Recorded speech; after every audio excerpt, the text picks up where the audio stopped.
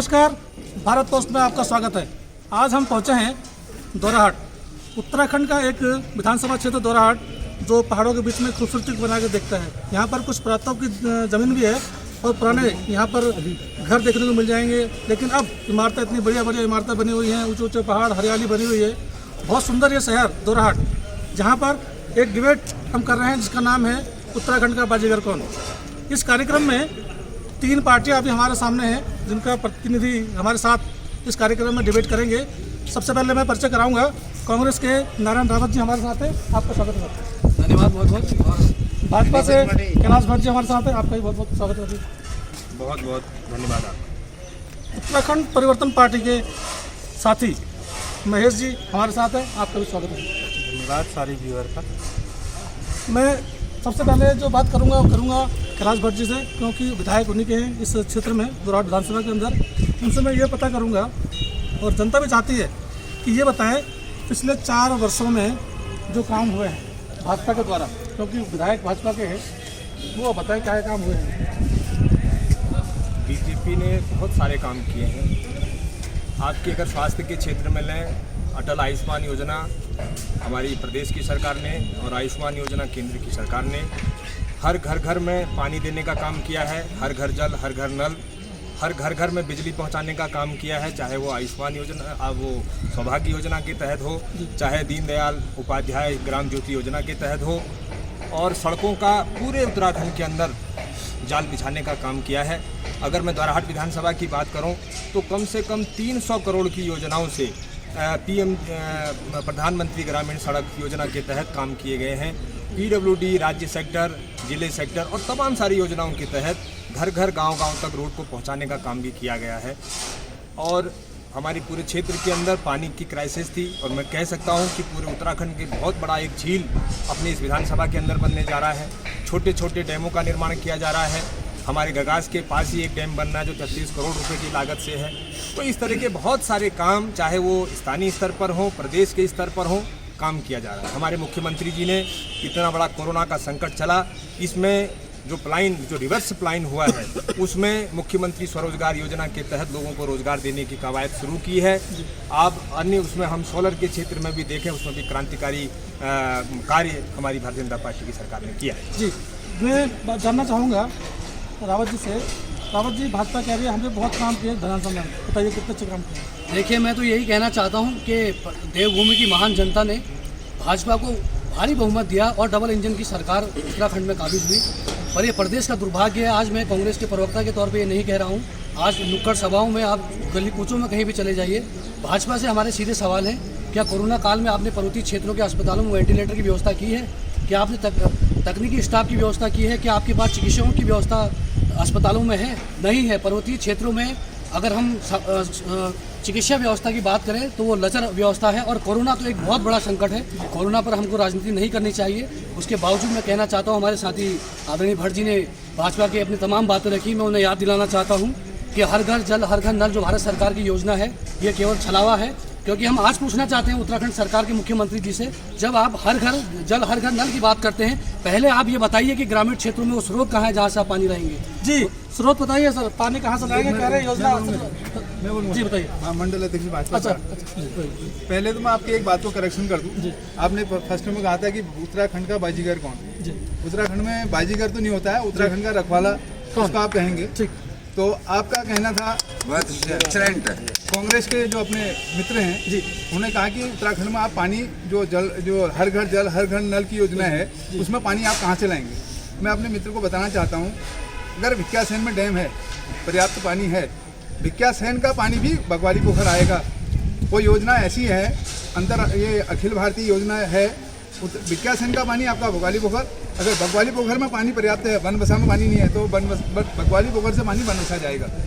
वो योजना ऐसी है कि विभाग को उसमें कोई चिंता नहीं करनी है, विभाग को केवल पानी का वितरण करना है।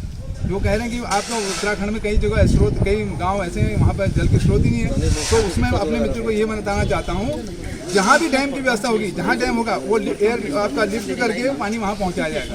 ये अखिल भारतीय योजना है। मैं इतना ही आपको कहना चाह रहा हूँ। उसके बाद कुछ और आप मेरे से पूछेंगे, मैं आपको बता दूँगा। धन्यवाद। उत्तराखंड परिवर्तन पार्टी से आप हैं, बताइए, ये लोग ठीक कह रहे हैं क्या? देखिए, सवाल ये है कि उत्तराखंड को बने हुए इस 20 साल हो गए हैं और दोनों पार्टियों ने यहाँ बारी बारी से सत्ता का सुख होगा जी।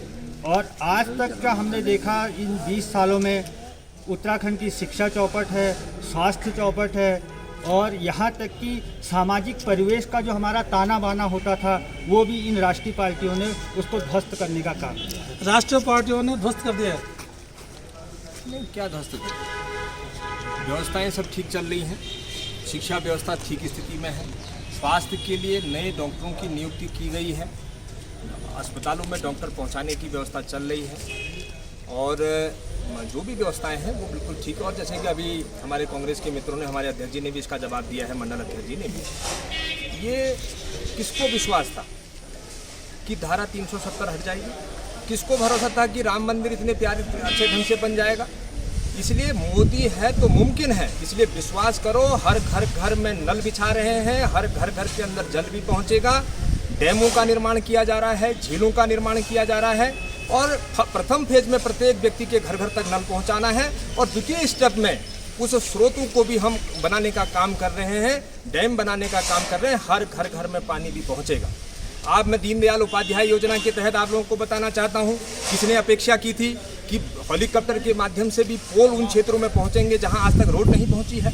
माननीय प्रधानमंत्री जी ने और राज्य की सरकार ने इसको बहुत अच्छे तरीके से करने का काम किया है। जहां गाड़ियां नहीं चल सकती थी वहां हवाई योजना के माध्यम से, हेलीकॉप्टर के माध्यम से पोल पहुंचा करके हर तोक को, हर गांव को जोड़ने का काम किया है विद्युत से। और कम से कम अगर अपनी विधानसभा की बात करूं, 2100 कनेक्शन जो है सौभाग्य योजना के तहत फ्री ऑफ कॉस्ट में लोगों को कनेक्शन देने का काम इस 3 वर्षों के अंदर, इन 1.5-2 वर्षों के भीतर किया गया है। तो ये बहुत अच्छा काम चल रहा है। शिक्षा में भी सुधार की स्थिति हो रही है। 2 केंद्रीय विद्यालय हमारे वहाँ लंबित पड़े हैं, कोरोना के कारण रुक गए, नहीं तो इसी सत्र से वो विद्यालय चलते। एक चकुटिया के अंदर, एक द्वाराहाट के अंदर, पूरे प्रदेश के अंदर एक सिस्टमेटिक तरीके से व्यवस्था चल रही है। कहीं इसमें कोई ऐसी दिक्कत की बात नहीं है। नारायण राव जी कह रहे कोई दिक्कत की बात नहीं, सारे काम हम कर रहे हैं, बढ़िया इन्होंने काम किए हैं। देश कहाँ से कहाँ पहुँच गया, बताइए। सर, मेरी बात को संक्षिप्त में पूर्ण होने दीजिएगा। सबसे पहले तो मुझे एक शायर का शेर याद आ गया, दिल बहलाने के लिए ख्याल अच्छा है डाली। तो मैं ये कहना चाहता हूँ कि यहाँ पर हमारी अल्मोड़ा जिले की सबसे बड़ी ग्राम पंचायत ईड़ा है और 1.5 महीने तक वहाँ की जनता त्राहीमाम करते रही और अपने हुक्मरानों को बोलती रही कि पानी लाइए। ये दुर्भाग्य रहा कि 1.5 महीने तक जनता सड़क पर रही, उसके बावजूद उनकी सुनवाई हुई। मैं कहना चाहता हूँ, हमारे भट्ट जी ने एक बहुत अच्छी बात कही, मंडल अध्यक्ष जी ने, कि विज्ञासेन का पानी दोराहाट आएगा। भट्ट जी, मुंगेरी लाल के सपने देखने में अच्छे होते हैं। हरीश रावत जी ने भी पिंडर के पानी को दोराहाट लाने की बात कही थी। ये बहुत दूरगामी बातें हैं, इन पर हमको नहीं जाना चाहिए। मैं इतना कहना चाहता हूँ, आज मूल्यांकन होना चाहिए इस प्रदेश में। त्रिवेंद्र सिंह सरकार बनाम हरीश रावत सरकार की कार्यों का मूल्यांकन होना चाहिए। दोराहाट विधानसभा में पूर्व विधायक आदरणीय मदन सिंह बीजी और वर्तमान विधायक आदरणीय महेश नेगी जी के कार्यों की मूल्यांकन होना चाहिए। हमारे भाजपा के मित्र यहाँ पर हैं, आदरणीय मदन सिंह बीजी, वो कांग्रेस की शख्सियत थी जिन्होंने आरएसएस के 2 विद्यालयों का उच्चीकरण करने का काम किया। एक हमारे विवेकानंद दोराहाट और विवेकानंद बगवाली पोखर। ये सोच हमारे कांग्रेस पार्टी के विधायक की थी। अगर हम पूर्व विधायक मदन सिंह बीजी की बात करें, इस विधानसभा में तहसीलों का निर्माण करने की बात उन्होंने निर्माण करने का काम किया। दोराहाट की इस ऐतिहासिक परगना पाली को स्वीकृति दिलाने का काम उन्होंने किया। गगास डैम पर आप जब भाजपा राजनीति करने की बात कर रही है, आदरणीय हरीश रावत जी ने हमारे सम्मुख उस डैम के लिए 10,000 रुपये की टोकन मनी काटी थी और मदन बीजी की वो सोच थी। मदन सिंह बीजी ने एएनएम जीएनएम सेंटर के लिए बगवाली पोखर में नींव रखी थी। पहले चरण में वहाँ पर विरोध हुआ था, उसके बाद भूमि की स्वीकृति मिली थी। जब सरकार चली गई, जब विधायक चले गए, तो ये आने वाले विधायक का काम होता है कि उन कार्य को आगे बढ़ाए। मैं भाजपा से पूछना चाहता हूँ ईमानदारी से कि आज आपको तख्त पर बैठा हुआ इतने समय हो चुका है कि आपके विधायक ने ईमानदारी से इस विधानसभा में काम किया। चिकित्सा, स्वास्थ्य, विद्युत, और हमारे भट्ट जी ने एक बात कही, जो दीनदयाल उपाध्याय विद्युतीकरण की बात कर रहे हैं, आदरणीय इंदिरा गांधी जी, राजीव गांधी जी और हमारे मनमोहन सिंह जी और इन तमाम लोगों ने उसकी नींव रखी और राजीव गांधी विद्युतीकरण के नाम पर वो योजना थी और गांव-गांव में बिजली पहुंचाने का काम किया। आदरणीय प्रधानमंत्री जी ने उसका नाम बदल दिया। हम ऊंची राजनीति नहीं करते हैं। हम आज भी कहना चाहते हैं, विकास के मुद्दे पर बात होनी चाहिए। आज हम चाहते हैं भाजपा कांग्रेस यूकेटी इस विधानसभा में सबके कार्यों की जाँच होनी चाहिए, सबके कार्यों का मूल्यांकन होना चाहिए। हम ये कहना चाहते हैं। जी, कहते हैं यहाँ पर भाजपा वर्सेस कांग्रेस नहीं है, बल्कि महेश नेगी वर्सेस मदन मिश्र है। नहीं, एक चीज़ मैं इनकी बात का कहना चाहता हूँ कि योजनाएं इंदिरा गांधी के नाम पर, राजीव गांधी जी के नाम पर थी, लेकिन इनके जितने भी हुक्मरान रहे उन्होंने खाली योजनाएं कागज में बनाई, धरातल में काम नहीं की।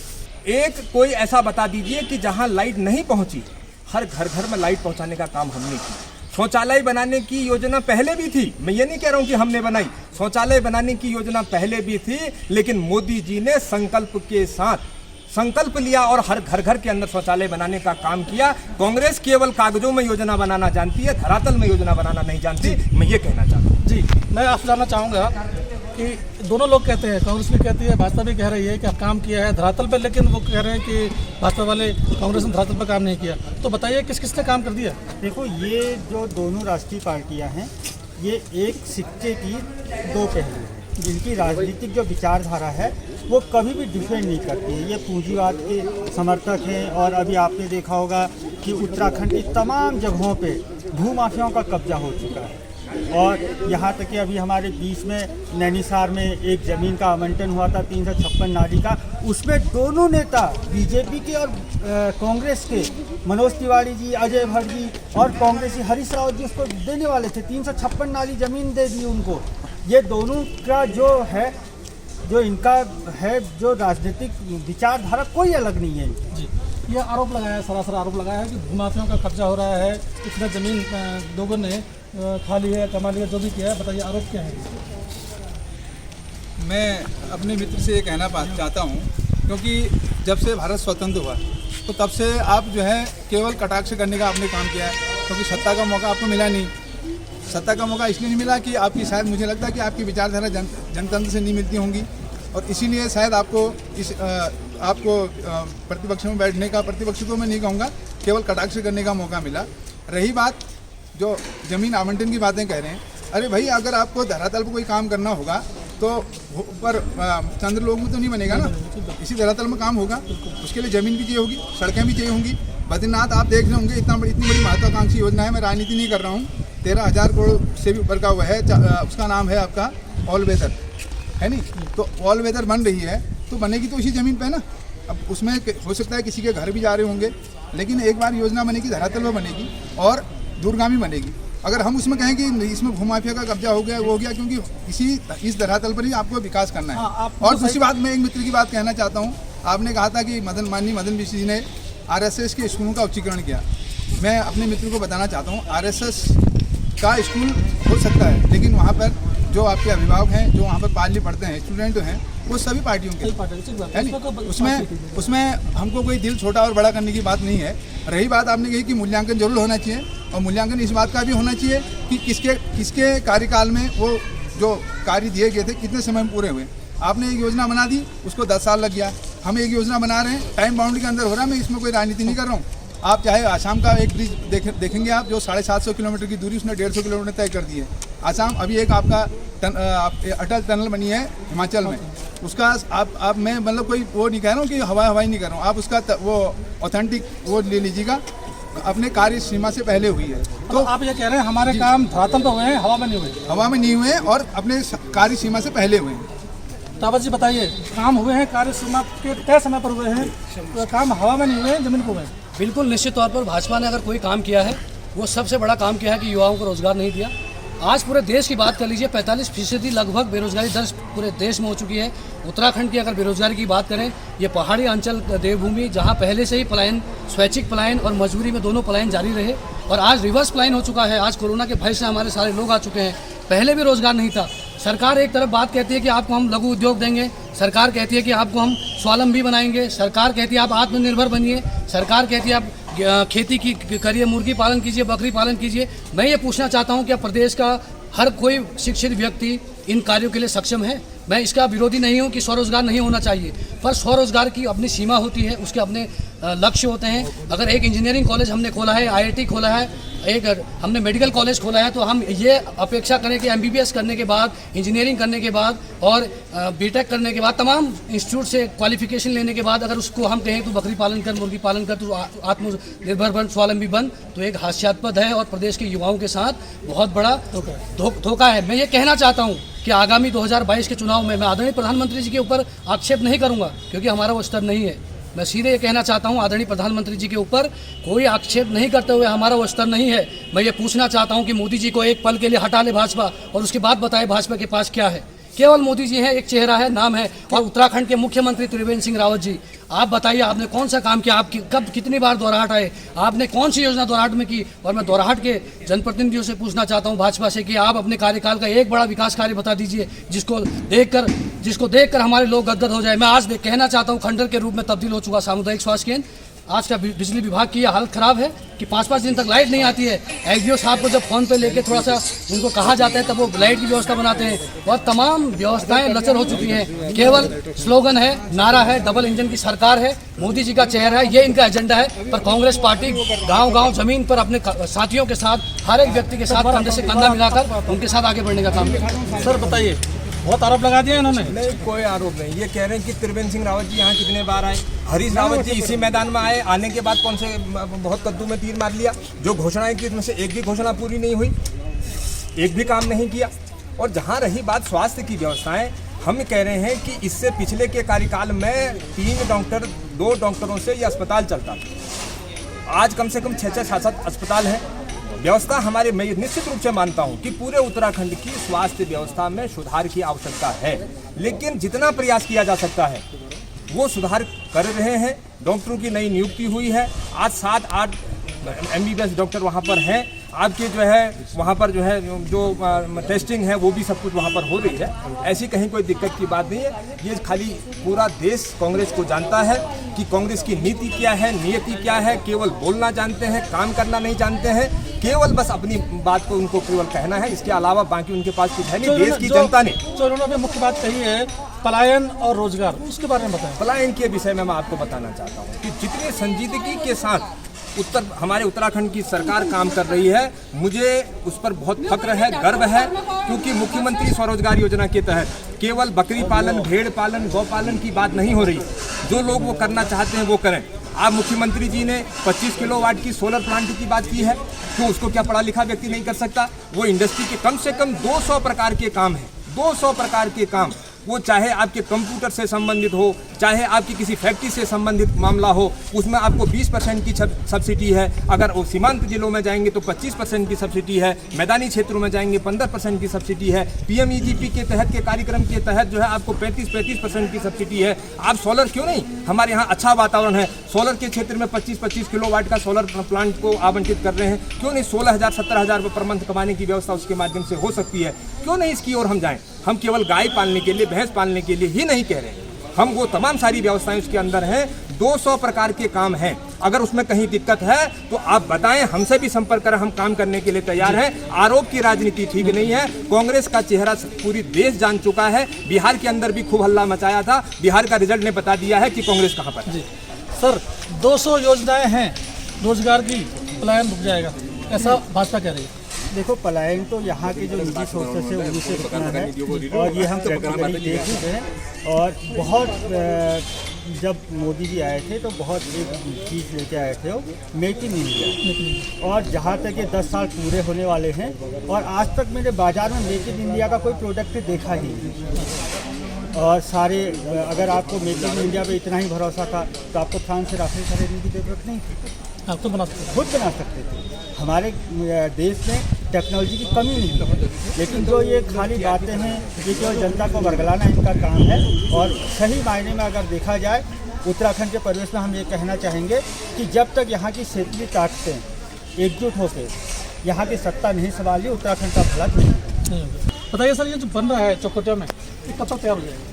नहीं, अभी ये प्राथमिक चरण में है, इसकी सर्वे चल रही है। सर्वे में वो ठीक पाया गया है उसके लिए, क्योंकि ये भारत सरकार का प्रोजेक्ट है और रक्षा से जुड़ा हुआ विषय है। ये हमारी सामरिक दृष्टि से इसका बनना जरूरी है। क्षेत्र के विकास के लिए जितना जरूरी है उतना ये देश के लिए जरूरी है, इसलिए इसकी प्रक्रिया चल रही है। और अभी इसको हम समय सीमा में नहीं बांट सकते हैं कि इतने समय में होगा। उम्मीद है कि डेढ़ 2 साल के अंदर, 1 साल के अंदर इसका काम शुरू हो जाएगा और अगले 22, 23, 24 तक ये बन के तैयार है। जी, राफेल के मुद्दे पर आप करना चाहते हैं अध्यक्ष? जी, मैं वही कह रहा हूँ कि आप कह रहे थे कि आज इन्होंने एक चीज़ कही थी कि मेक इन इंडिया की बात कही थी। मेक इन इंडिया के तहत आप कह रहे थे कि सब कुछ स्वदेशी होना चाहिए। बहुत अच्छी बात है भाई। आज आप, हम सभी जनता के प्रतिनिधि हैं, आप भी जनता के प्रतिनिधि हैं। इंटरनेट भी आपके भारत का तो है नहीं ना, आप बखूबी इंटरनेट का प्रयोग करते हैं, जो मैं समझता हूँ सबसे पहले अमेरिका ने हमको दिया है। तो आदान प्रदान तो आपको करना पड़ेगा, जो आपकी वो है। और रही बात मेक इन इंडिया की, आज आप मेक इन इंडिया में रक्षा क्षेत्र में देख लीजिए, मैं अभी आपको बता देता हूँ तेजस, उसके बाद आपका एक स्वदेशी टैंक भीम, कम से कम 45 ऐसे उपक्रम हैं जो भारत में निर्मित हैं 10 साल में, जो 10 साल के अंदर में बने हुए हैं। और रही बात राफेल की, आपको कंपैरिजन जरूर करना पड़ेगा। ऐसा है, अगर आप आदान प्रदान नहीं करेंगे तो आपकी जो फॉरेन पॉलिसी है वो भी ना कहीं कहीं पर प्रभावित होती है।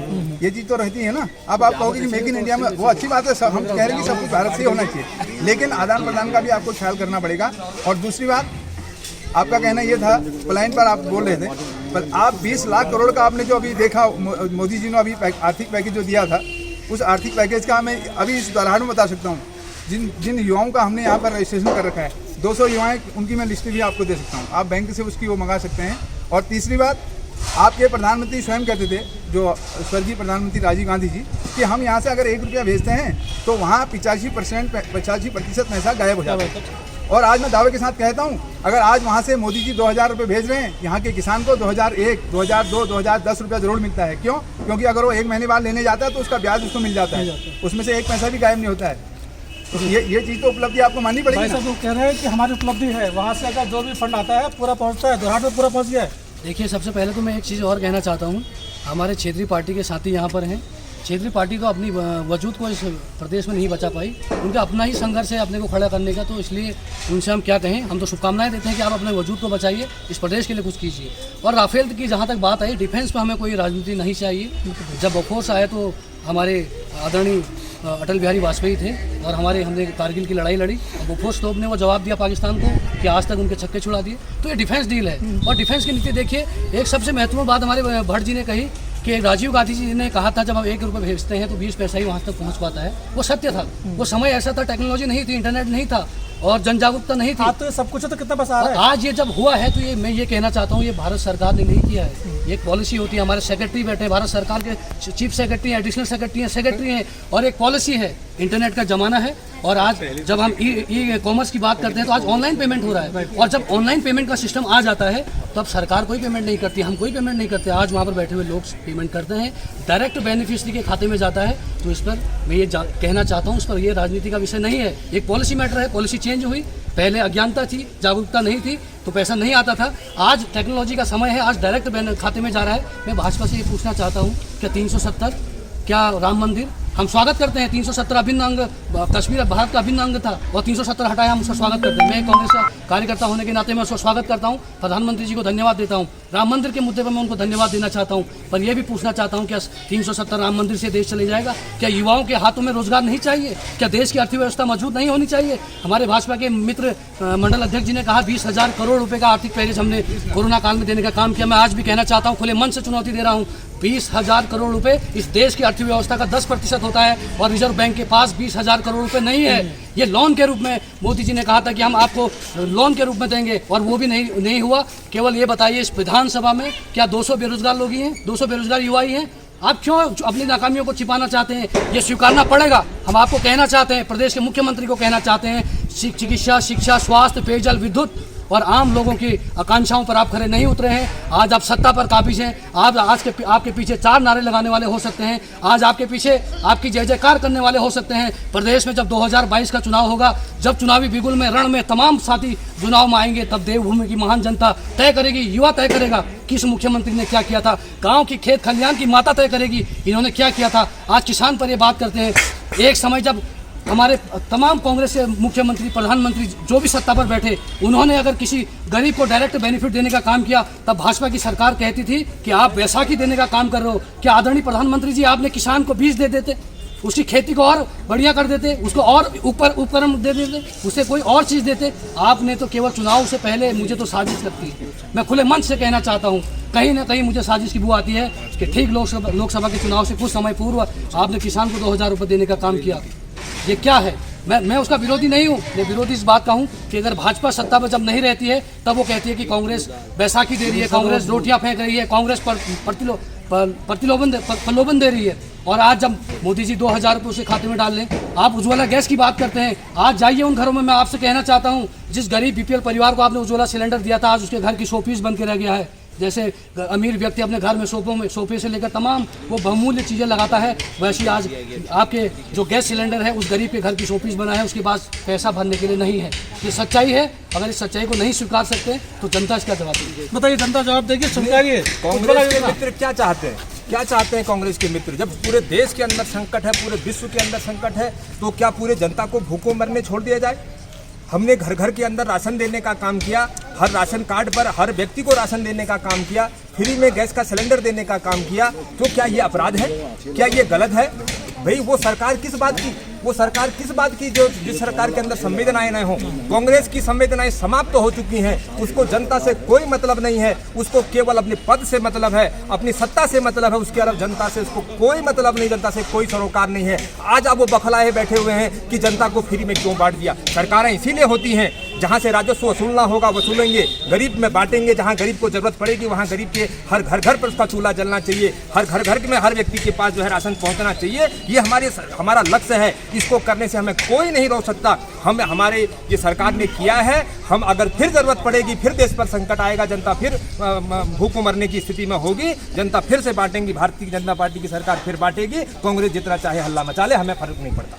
सर, अभी मेरे को सिर्फ एक आखिरी प्रश्न करना है सर। एक चीज़ और है, अभी मैं आपको बता रहा हूं। सर एक मेरी बात सुनिए। अभी चलो आप तो राष्ट्रीय मुद्दे को ले जाए, पहले महोदय मैं बीजेपी वालों से ये कहना चाहता हूँ, माननीय मदन सिंह जी के टाइम पर एक छोटा सा परगना स्वीकृत एक रजिस्ट्रार नहीं बैठा पाए माननीय विधायक जी। मेरा सबसे बड़ा मुद्दा यही है, क्योंकि हमारे पहाड़ के, हमारे दोराहाट और चकुचा के लोगों को यहाँ से रानीखेत जाना पड़ता है अपनी रजिस्ट्री कराने के लिए। उस समय का स्वीकृत पद सर्जित एक रजिस्ट्रार नहीं बैठा पाई है। बताइए, हम इतने राष्ट्रीय मुद्दे पर न जाके पहले तो लोकल मुद्दों को देखें ना महोदय। बहुत बढ़िया बात है। ये एक सवाल मेरा भी है सर। अभी हमारे मित्र बड़की ने कहा कि हमारी सरकार राशन दे दे। मेरा 8 जनों का परिवार है, तो मेरे को 2.5 किलो चावल मिल रहा है, तो कितने दिन चलेगा सर वो? 8 जनों के परिवार में ठीक है 2-2 महीने का दे रहा है, सरकार की स्कीम है, तो 2.5 किलो चावल मिल रहा है। 2.5 किलो चावल में हम अगर 4 जने रोज नहा धो के पीछा लगाने वाले तो वहाँ उसी में चले जाता है। दूसरी बात ये कह रहा है कि हर घर जल हर घर नल। हमारे गाँव में 2 स्कीमें हैं, 2 स्कीमें 5 किलो भटजी भी वो शायद हमारे गाँव की स्कीम में आते हैं, इनका भी वही पर है। 2 स्कीमें हैं, एक यहाँ नैनी की है, एक तिकोला की। तीसरे दिन पानी आता है। आज सरकार कह रही हर घर जल हर घर नल, हर घर जल हर घर नल लगा के हमको पानी मिल जाएगा। 2 स्कीमों में पानी तीसरे दिन आ रहा है। ये हर घर जल हर घर नल इन विधायक MP नेता इन लोगों के जेब भरने के लिए है। सर, आम जनता की आवाज जो भी आपने कहा रजिस्ट्रार नहीं बैठा पाया, दूसरा वो आरोप लगा हर रहे घर हैं। जल हर घर नल ऐसा रजिस्ट्रार नहीं बैठा पाए, अगर रजिस्ट्रार की नियुक्ति नहीं हो पाई है, इन्से पूछो ना कि एक दिन ज्ञापन लेके तो आए। आपने आज संज्ञान में लाए हैं, हम स्वागत है इनका, इन्होंने संज्ञान में लाए हैं, रजिस्ट्रार बिठाना है, हम बिठाएंगे। ये कुछ नहीं करेंगे, कांग्रेस वाले कुछ नहीं कर सकते, भाजपा ही बिठाएगी, हमारे ही विधायक बिठाएंगे। हमने विकास किया है, हम विकास करना जानते हैं, हम विकास करेंगे। अगर रजिस्ट्रार नहीं बिठाया है तो हमें बिठाएंगे, कांग्रेस नहीं बिठा सकती। रजिस्ट्रार बैठाएंगे, कुछ करें। बिल्कुल, भट्ट जी ने बहुत अच्छी बात कही कि ये ज्ञापन लेके आए। जनता ने आपको मैंडेट और बहुमत इसलिए नहीं दिया था कि कांग्रेस पार्टी वाले ज्ञापन लाएंगे तब आप काम करेंगे। हाँ, मेरी बात आप पूरी होनी चाहिए। मेरा कहने का मतलब यह है कि जनता के ज्वलंत मुद्दों पर सत्ताधारी पार्टी की सीधी नज़र होनी चाहिए। एक आम जन को क्या आवश्यकताएं हैं। आज राशन की बात हो रही है, मैं भट्ट जी ने कहा मैं तो स्वागत करता हूं, सरकार अगर किसी गरीब को दे रही है हम उसका विरोध नहीं करते हैं, पर दोहरी नीति नहीं होनी चाहिए। जब सत्ताधारी सरकार कोई और हो तब आप कहें कि प्रलोभन दे रहे हैं, और जब आप सरकार में आए प्रलोभन दे तो आप कहें हम रहे हैं। मैं ये कहना चाहता हूँ, एक सबसे महत्वपूर्ण बात कहना चाहता हूँ, दिल्ली जाने की जरूरत नहीं है, उत्तराखंड के परिवेश की बात कीजिए। अपने पहाड़ के कल्चर की बात कर रहे थे, एक गाँव गरीब की माता को सम्मान देने की बात कर रहे थे, तब आपकी डबल इंजन की सरकार ने दल बदल कानून के तहत जो लागू नहीं हुआ, आपने सत्ता का खुला खेल खेला, आपने विधायक खरीदे, करोड़ों में बात रही, देहरादून के VIP गाड़ियों में पैसा आया। और तब मैं आज भी अपने इस विधानसभा के पूर्व विधायक आदरणीय मदन सिंह जी को साधुवाद देता हूं कि तमाम बातें थी, उसके बावजूद आपने भाजपा के प्रलोभन को तमाचा मारते हुए देवभूमि के कांग्रेस की सरकार को बचाने का काम किया। आदरणीय हाईकोर्ट नैनीताल जो हमारी लोकतंत्र का स्तंभ है, न्यायपालिका है, उन्होंने एक भाजपा को आईना दिखाने का काम किया कि आप बैकडोर से किसी सरकार को नहीं गिरा सकते। हरीश रावत जी ने काम करने का काम किया। हम मानते हैं हमारी नीतियां काम नहीं आई होंगी, जनता ने हमको नकारा, हम उसको मानते हैं, पर जनता ने आपको सर आंखों पर बैठाया, आपको भारी बहुमत दिया, और आज आप कहते हैं कि कांग्रेस पार्टी वाले ज्ञापन लाएंगे तब आप काम करेंगे। इसका मतलब तो सीधे हम ये कहते हैं कि क्यों ना ज्ञापन लाने के बजाय हम 2022 के चुनाव में पूर्व विधायक आदरणीय मदन सिंह बीजी के नेतृत्व में उनको पुनः इस विधानसभा में लाने का काम करेंगे। हम अपने रुके हुए कामों को करवाने का काम करेंगे। परगना, पाली, दोराहाट में रजिस्ट्रार बैठेंगे।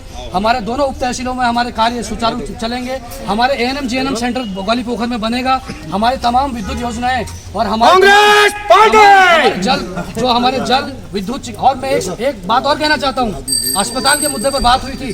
मैं अभी भी कहना चाहता हूँ, रिकॉर्ड में सब कुछ है, कहने वाली बात नहीं है। मैं केवल प्रवक्ता के तौर पर नहीं कह रहा हूँ। पिछले 5 साल पिछले पहले चले जाइए, गौचर महाडी रोग विशेषज्ञ बैठता था, बाल लोग विशेषज्ञ बैठते थे, सारी टेस्टिंग होती थी। आज आप चले जाइए, आज संविधा के 4 डॉक्टर हैं जिनको सरकार टाइम पर वेतन नहीं दे पाती, और 2 सरकारी डॉक्टर हैं, और एएनएम नहीं है, जीएनएम नहीं है, फार्मासिस्ट एक है, और ब्लड बैंक में ऑपरेटर नहीं है, और रेडियोलॉजिस्ट के वहाँ पर रेडियोलॉजिस्ट की मशीन, वहाँ रेडियोलॉजिस्ट नहीं है, मशीन है और धूल भांग रही है। अभी हमारे भटजी ने कहा, किसानों के बारे में कहा था। अभी बीच में हमारे मुख्यमंत्री जी वहाँ रुद्रपुर आए थे, तो वो 3 लाख रुपए का लोन दे रहे थे बगैर इंटरेस्ट का। तो मैं अपना जो मैंने कृषि ऋण ले रखा, मैं उसका ब्याज भर के आ रहा हूँ। तो ये क्या है, इनका लॉलीपॉप नहीं है क्या है? बताइए सर, आप बताइए, इनका जवाब दीजिए। हमारे पास कोई शासनात्मक बहुत लंबी बात होती है, आपने 5 मिनट दे, मैं आपके 3 मिनट दूंगा। मैं एक एक करके देता हूँ। हमारे मित्र, हमारे बहुत घनिष्ठ मित्र हैं, उन्होंने कहा था कि राशन दे रही सरकार, 2.5 किलो दे रही। मेरा 8 जनों का परिवार है। मैं उनसे कहना चाहता हूँ, मित्र, आप 2000 रुपये का किसान जो आपका निधि है उसको भी ले रहे हैं आप। वो नहीं चाहिए, अगर कोई इस चीज को नकार दे, क्योंकि आप किसान हैं। और दूसरी बात,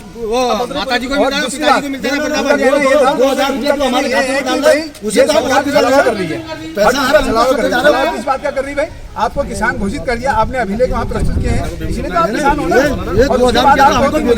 गरीब का राशन है। और दूसरी बात आई थी, सिलेंडर जो आपका उज्ज्वला है वो 100 पीस बन के रह गया है कहीं। मैं अगर आप आज की डेट में इस मंडल का अध्यक्ष हूँ, पूरी जिम्मेदारी के साथ कहता हूँ, एक भी घर अगर आप मेरे को दिखा देंगे जहाँ पर 100 पीस बन के रह गया, मैं अपने मंडल से, इस भारतीय जनता पार्टी से अभी इस्तीफा दे दूंगा। अगर किसी भी घर में 100 पीस बन के रह गया है, हर कोई व्यक्ति उसका पूरा उपयोग कर रहा है। मैं स्वयं फोन करता हूँ उनको, उनके गाँव में जाता हूँ। कोरोना काल में मैं आपको बताता हूँ, मैंने कम से कम 3 महीने भ्रमण किया है हर गाँव का।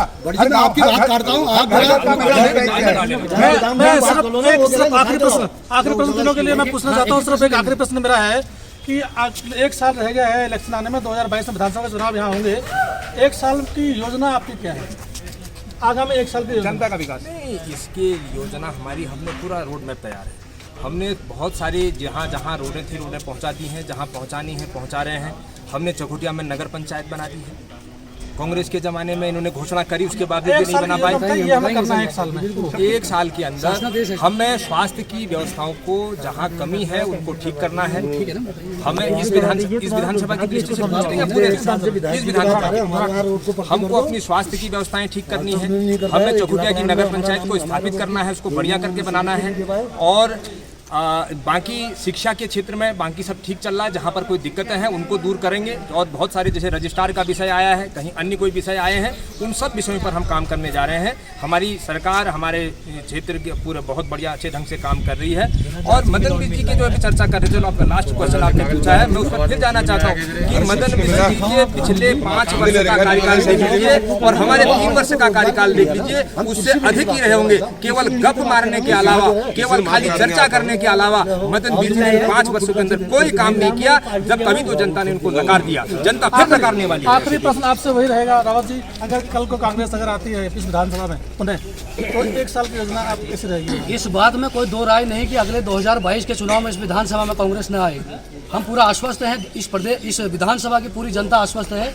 दिल्ली विश्वविद्यालय के पूर्व अध्यक्ष, उत्तराखंड सरकार में पूर्व मंत्री के तौर पर काबिज इस विधानसभा का नेतृत्व करने वाले आदरणीय पूर्व विधायक मदन सिंह बीजी पूरे दमखम के साथ और इस विधानसभा की महान जनता के आशीर्वाद से प्रदेश के विधानसभा में पुनः नेतृत्व करने जा रही है। हम ये कहना चाहते हैं, हमारे आदरणीय मदन सिंह बीजी जब 2022 में इस विधानसभा का नेतृत्व करेंगे तो इस दोराहाट में, परगना, पाली में रजिस्ट्रार बैठने का काम करेगा। विद्युत, पेयजल, शिक्षा, चिकित्सा, स्वास्थ्य, रोजगार, हम अपने एजेंडे में रोजगार को कभी नहीं ठुकराएंगे। रोजगार पर युवाओं को उनकी योग्यता के आधार पर रोजगार देना सुनिश्चित किया जाएगा। और सबसे बड़ी बात मैं कहना चाहता हूँ, जब कहते हैं भाजपा के लोग कि गरीबों को देना चाहिए, मैं कहना चाहता हूं, एक तरफ से गरीब का खून चूस रहे हैं, दूसरी तरफ से गरीब के मुंह में लॉलीपॉप दे रहे हैं। विकास प्राधिकरण आज देख लीजिए दोराहाट के लिए और इस प्रदेश के लिए कितना बड़ा काला कानून है। एक तरफ दोराहाट आर्कियोलॉजिकल सर्वे ऑफ इंडिया पुरातत्व विभाग के तमाम मंदिर हैं और उसके आसपास 100 से 200 मीटर के दायरे में हम मकान नहीं बना सकते। और उसके बाद सरकार का नया तुगलकी फरमान आ गया कि आप विकास प्राधिकरण में आप फिर से अपना मैप बनाएंगे, आप जेई करेंगे। वही मेरी बात पूरी हो जाने दीजिए।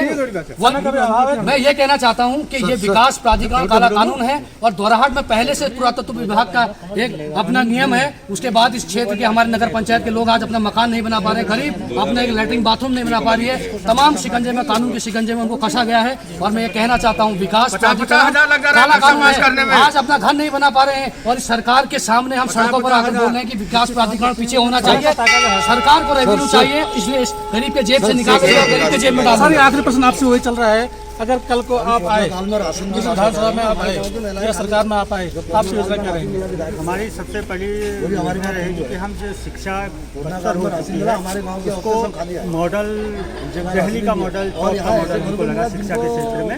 हो सकता है शायद हमारे सीएम साहब को भी टॉप का मॉडल लगा था दिल्ली का, तो दिल्ली के तर्ज पर हम करेंगे।